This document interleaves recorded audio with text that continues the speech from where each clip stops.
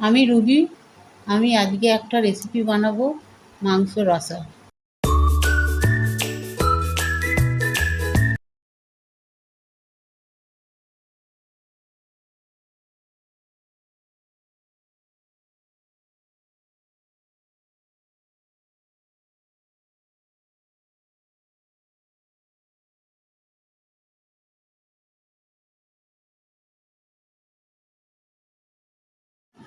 মাংসটা আগে লেবুর রস মশলা দিয়ে মাখিয়ে রেখেছি, তারপরে কড়াইয়ের মধ্যে তেল দিয়ে একটা একটা করে ভালো করে ভেজে নিয়েছি।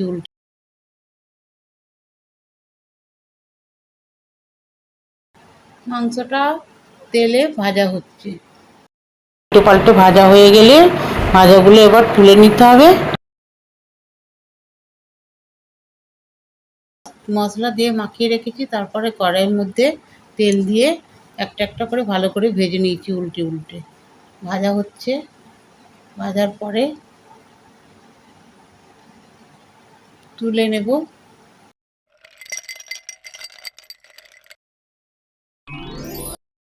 তুলে নিলাম ভাজা হয়ে যাওয়ার পরে।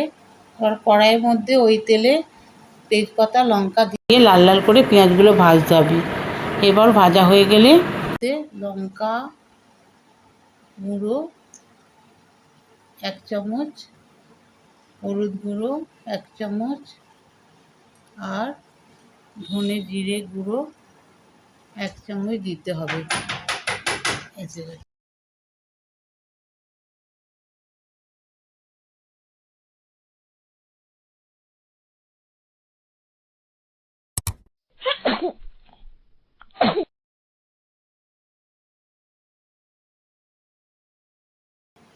পেঁয়াজ ভাজাটা লাল লাল হয়ে গেলে আদা রসুনের পেস্ট দিতে হবে। দিয়ে তারপরে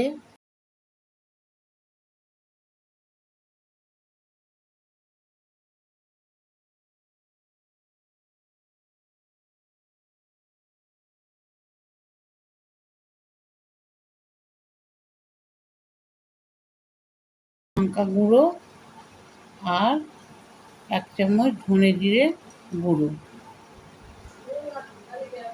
এই মশলাগুলো দেওয়া হয়ে গেলে ভালো করে আবার এই মশলা পেঁয়াজ ভালো করে একটু কষিয়ে নিতে হবে।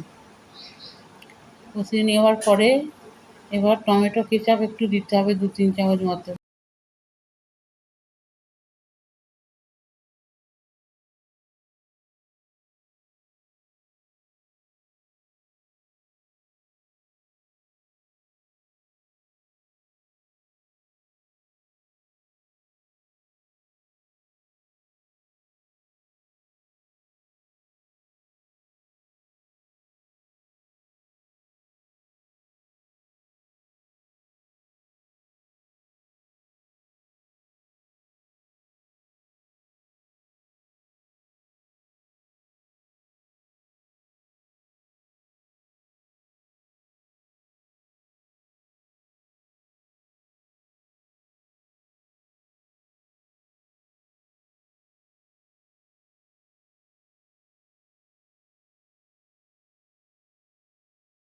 তারপরে মাংসটা এর মধ্যে দিতে হবে। মাংস দিয়েও অনেকক্ষণ ধরে এটাকে ভালো করে জোর কমিয়ে আস্তে আস্তে কষাতে হবে। এবার মাংস থেকে থেকে তারপরে একটু উষ্ণ গরম জল করে রেখে দিতে হবে পাশে। কষার পরে ভালো করে জল দিতে হবে।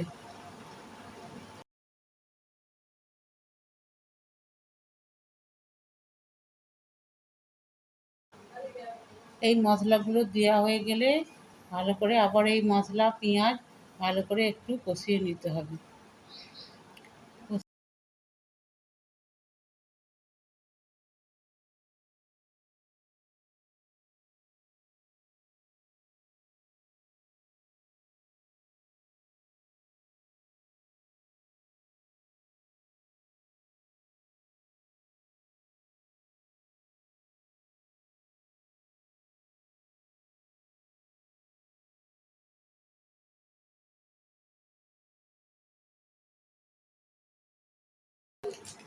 জলটা দিয়ে দিলাম। জল দিয়ে এবার ভালো করে মাংসটা নেড়ে মাংসটা সিদ্ধ হওয়ার জন্য চাপা দিয়ে দিতে হবে, আস্তে আস্তে দিতে হবে, দিয়ে জোর কমিয়ে দিতে হবে, দিয়ে আবার নাড়তে হবে। নেড়ে নেড়ে যখন মশলাগুলো 10 মিনিট থেকে ভেজে রাখা আলুগুলো মিশিয়ে দিতে হবে। আলুগুলো ভালো করে ভাজা হয়ে গেছে, সিদ্ধর জন্য লাস্টে দেওয়া হয়েছে।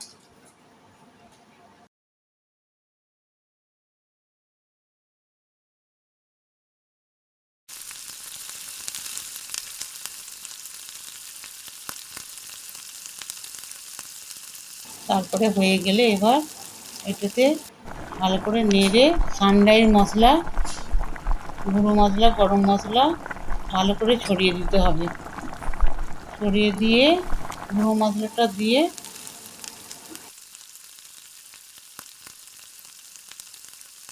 দিয়ে চাপা দিয়ে দিতে হবে।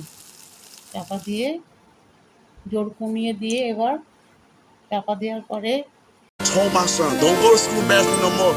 মিনিট পরে খুলে দেখতে হবে, তারপরেই রান্না শেষ হয়ে এই আগুন করে